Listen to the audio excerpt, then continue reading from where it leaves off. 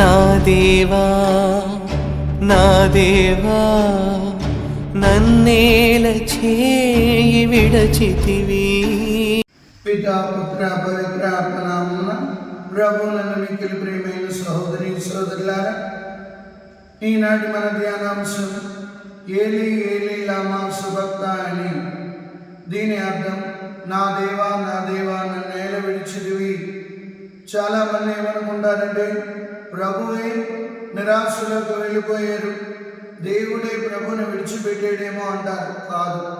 కీర్తన 22వ కీర్తనలో చూసినట్లయితే చక్కని కీర్తన మనం ధ్యానించవచ్చు. దేవా నన్నేల విడిచితివి అని.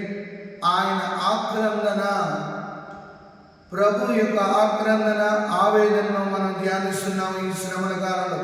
మనకు చిన్న కష్టం జరిగితే ఎందుకు ఈ కష్టం నాకే జరగాలి, దేవుడు నాకు ఎందుకు ఈ అన్యాయం చేయాలి, నేనే దేవునికి దొరికేనా అని మాట్లాడుతుంటాం. ఇక్కడ ప్రభు 3 సార్లు సిలువ క్రింద బోర్లపడి తన కల్వరి ప్రయాణాన్ని కొనసాగిస్తూ రక్తము ధారాళంగా కారిపోతున్నప్పటికీ కూడా ఆ రక్తాన్ని చూసి యెరూషలేములో ఉన్న స్త్రీలు కన్నీరు మున్నీరుగా కారిస్తే ఆయన ఇచ్చిన ఓదార్పు. తన బాధల్లో నుండి కూడా అక్కడ కన్నీరు కారుస్తున్న స్త్రీలను చూసి యెరూషలేము కుమార్తెలారా, నా నిమిత్తము ఏడవక మీ నిమిత్తం మీ బిడ్డల నిమిత్తము ఏడవండి అని ప్రేమగా మందలించిన ప్రభు ఎప్పుడైతే శిలువ మీద మహా ఆరాటం చెందుతున్నారో ఆ ఆవేదన, ఆ ఆక్రందన మనం ధ్యానించుకోవాలి పరిశుద్ధ శిలువ మార్గంలో. నా దేవా నన్నేల విడిచితివి. దీన్ని చాలా మంది తప్పుడుగా అర్థం చేసుకుంటారు.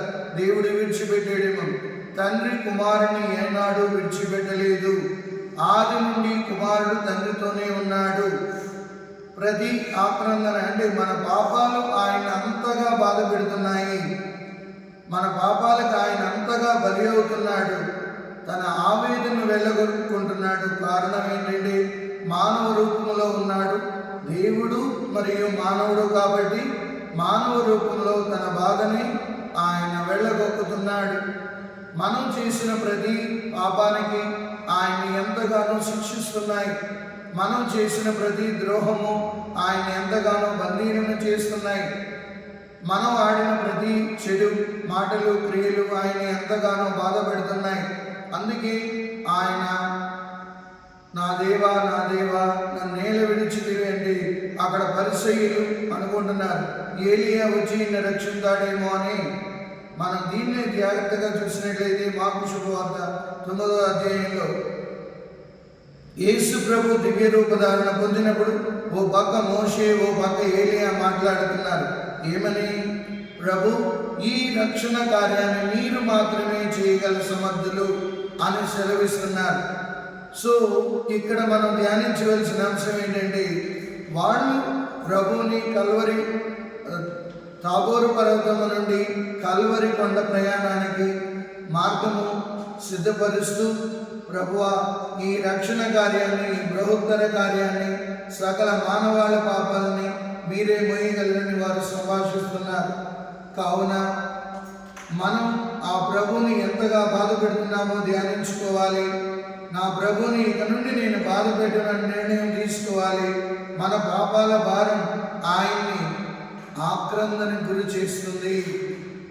మన దోషాలు, మన పాపాలు ఆయన్ని ఎంతగానో బాధ పెడుతున్నాయి, ఎంతగానో బలి చేస్తున్నాయి. అందుకే మన పాప సంగీతానికి వెళ్ళినప్పుడు మన పాపాల కోసం మనం కన్నీరు మున్నీరుగా విలపించి ప్రభుని క్షమాపణ కోరుకోవాలి. అందుకే శిలువ మార్గంలో మనం చెప్తాం, మీరు శిలువ మోసింది నా పాపాల భారము వల్లనే కదా అంటున్నాం. చక్కగా అక్కడ చెప్తున్నాం ప్రియులారా. ఇప్పుడు ఆ ప్రభు ఆవేదన తగ్గించడానికి నీవు నేను ఏం చేస్తున్నావు? ఆ ప్రభు, అందుకే దావీదు కీర్తన 22 చదివినట్లయితే ఆ ప్రభు యొక్క ఆవేదన, ఆక్రందనను ముందుగానే దావీదు మహారాజు అందులో రాయబడి ఉంది. భాషాను ఎద్దుల వలె వారు నన్ను కుమ్మి ఉన్నారు అని. కావున ప్రియులారా, ఈ పరిశుద్ధ శ్రమల కాలంలో ఉన్న మనం, నేను ప్రభువుని బాధ పెట్టే క్రైస్తవుడినా లేకపోతే ప్రభువుకి ఉపశమనం కలిగించే క్రైస్తవ జీవితాన్ని జీవిస్తున్నానా? పరిశుద్ధమైన జీవితాన్ని జీవిస్తున్నానా? పాపపు అలవాట్లకు బానిసయ్యండి మరింతగా ప్రభుని భారానికి గురి చేస్తున్నానా? ఆయన ఆవేదన అర్థం చేసుకోవడానికి మనం నిరంతరం కృషి సలుపుతూ, ప్రభువా నీ శ్రమల్లో నేను కూడా పాలు పంచుకొని అనుగ్రహాన్ని ఇమ్మని ఈ పరిశుద్ధ శ్రమకాలంలో ప్రభుని వేడుకున్నాం. తద్వారా ఆ సిలువ నుండి దొరికి సిరులు మనం అందుకొని ప్రభు బిడ్డగా జీవించడానికి నిరంతరం కృషి జరుగుతాం. పితా పుత్ర పవిత్రాత్మ నామమున ప్రభు మిమ్మందరినీ ఆశీర్వదించి కాపాడు.